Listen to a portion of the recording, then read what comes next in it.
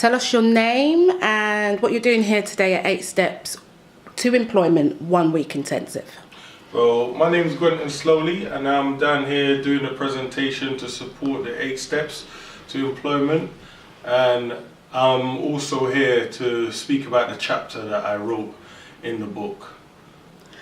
Now, the book is a work guide. Just tell us, what was your chapter about? My chapter was basically a toolkit on how to gain employment after being sentenced.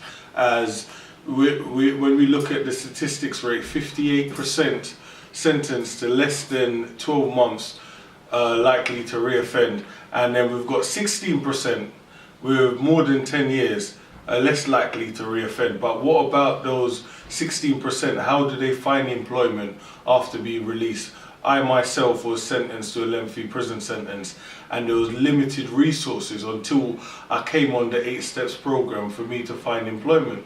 And that's why I think it should be rolled out nationally, and also not only to people outside prison, but also roll out to people as they're on their way to come out of prison, because a lot of people are actually traumatized by the prison sentence, much less looking for a job, and there's no support in there. The systems that they've got in prison is not robust enough. So I think this should be rolled out throughout the schools to the year 11s, and also rolled out in the prisons to the people in prison, to empower them and make them see that there is hope, there is light after that prison cell and that prison sentence.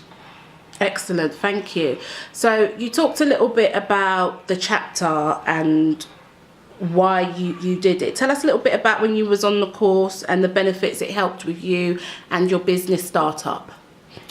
I think one of the key things that I took away from the course was the intense mentoring that went off after and throughout the course, and that whole aftercare once I had finished. How do you get funding? How do you set up your business plan? How do you turn that business plan into action? A lot of people think they can sit down, type up a business plan and that's it. It's not the end of the road. You need to actually put more energy into it, add more food to it, bring it alive.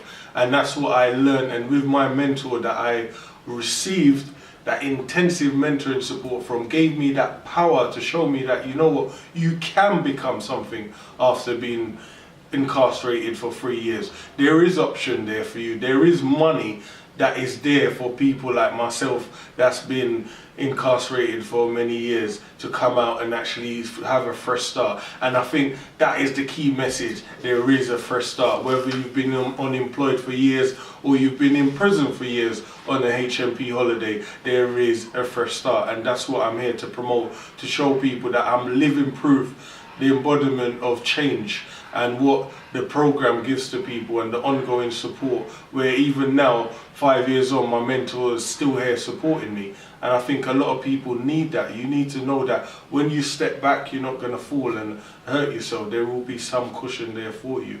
And I think that's the key part about it, the aftercare. A lot of these programs that offer back to work and all the rest of it, you could get them, but at the end of the day, is the support going to be there? No, it's not, because I myself have been through a vigorous training and that support was not there. Okay, thank you. That is very informative, and we're glad that you've turned your life around. What's your 3 top tips, someone that wants to get employed or start their business? Choose the right business first of all. Be hungry. And surround yourself with people on the right path as you. And once you've got positive people around you on the right path, that's going to push you to elevate and give you the right information, you will succeed. But the main thing is, you have to have confidence. Without confidence, you're going to hit a stumbling block. So you have to be confident. Okay, and you're going to show us the book now that you've got a chapter in, 100 Ways to Save Money and Employment Guide.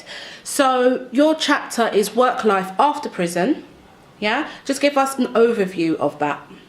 It's a toolkit for anyone that's been in prison and felt that there's not going to be hope after prison. And it shows you the ways around the system, because it's all about what is accessible to you, what are you entitled to, how do you get to that place where you're sitting in an office with staff and feeling confident to run a robust business. How do you do that? All of that is in this book. It is a toolkit and a guide to life.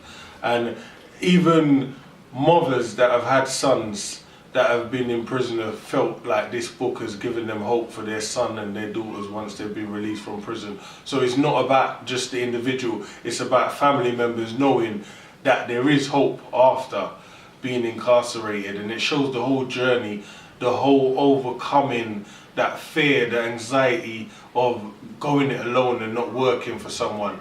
All of that's within this book, and I think everyone should go and get a copy, as it's got a lot of food to offer. A lot of food to offer, definitely. And finally, what is a positive quote or statement you can leave with our viewers to help inspire them on their journey to getting a job that they want or to starting up their business? Be the best you can. And always feel like you're the best. As long as you feel and believe it deep down that you are the best, no matter what you put your mind to, you will succeed. Excellent. Thank you very much, Gwenton Sloley, author of From the Streets to Scotland Yard. Thanks for having me.